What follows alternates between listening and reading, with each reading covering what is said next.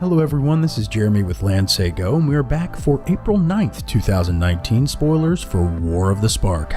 Chandra's Pyro Helix, 1 colorless and a red instant. Chandra's Pyro Helix deals 2 damage, divided as you choose, among 1 or 2 targets. Definitely a useful card in Limited. I really don't see it fitting into Constructed, unless of course you consider what I'm bringing to you guys next Friday, and I've got some bonkers stuff coming in Friday's video deck tech. Chandra Fire Artisan, 2 colorless, 2 red for a 4 loyalty. Chandra Planeswalker. Whenever 1 or more loyalty counters are removed from Chandra Fire Artisan, she deals that much damage to target opponent or Planeswalker, which is really cool because if she takes combat damage, she's dealing damage to the opponent or the Planeswalker. That is kind of an exclusionary thing, right? Like, don't attack me, I'll burn you. On her +1, we get to exile the top card of our library, fixing our land draws potentially, and on her -7 or her ultimate, we can exile the top 7 cards of the library, and we can play them this turn. That doesn't mean that we can play more than 1 land per turn, unless of course we've got an ability that allows us to do that, but even still, some really interesting potential mono burn, some is it burn kind of stuff, and she fits into that nicely. Law Rune Enforcer for 1 white, 1/2 human soldier, pay a colorless, tap a creature with converted mana cost 2 or greater. Definitely a limited card, kind of stagnates the board in those limited or sealed events.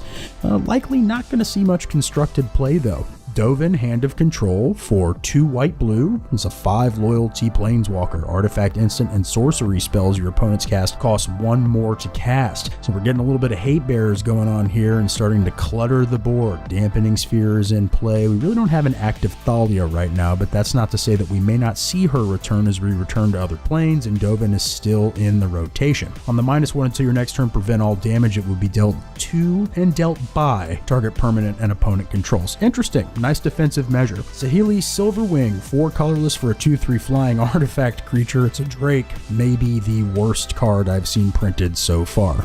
Just look at it. Saheeli, Sublime Artificer, 1 colorless, blue-red for a 5 loyalty Saheeli. Whenever you cast a non-creature spell, create a 1/1 colorless servo artifact creature token. On the -2, target artifact you control becomes a copy of another target artifact or creature you control until end of turn, except it's an artifact in addition to its other types. I cannot believe that an ability like that on a 3 converted mana cost permanent on the non-creature spell and creating servo tokens, I just feel like Saheeli is incredibly powerful here. We have not seen the amount of shenanigans that will come out of this with Karn, with Tezzeret. It makes for some really interesting Grixis artifact stuff, and I expect that to be coming down the pipe pretty soon here in a future deck tech. Jaya's Greeting, 1 colorless, 1 red at instant, deals 3 damage to a creature, and you can scry 1.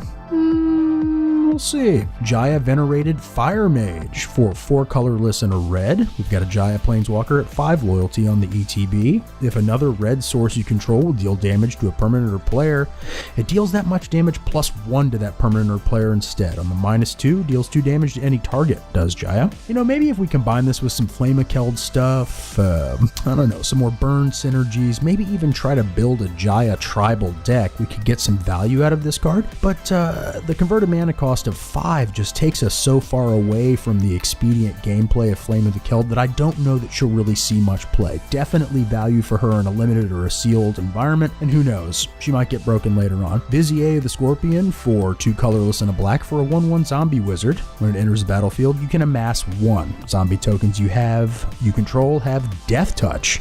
Yuck.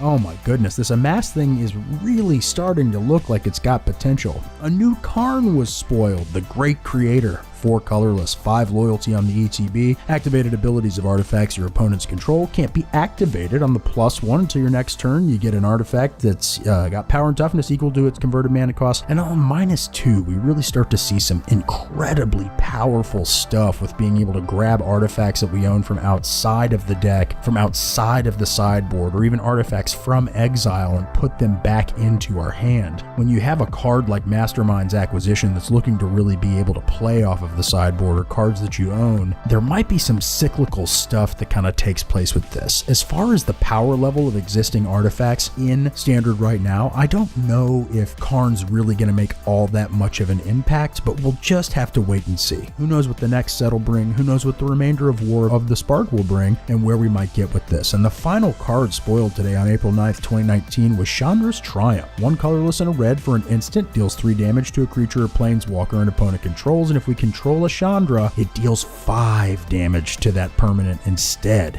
That is obnoxious. What an incredibly good uncommon. I can guarantee that you will see play with that card, especially if people can find a way to get value out of the +1 exile and play from the previously mentioned Chandra. Well, that's it for spoilers for April 9th, 2019. We will see you guys tomorrow. Stay tuned for an article Wednesday for a custom brew from Lansego. Visit us and join up to the site at www.lansego.com. Follow us on Twitter at Lansego1. And of course, tune in tomorrow for more spoilers on the 10th.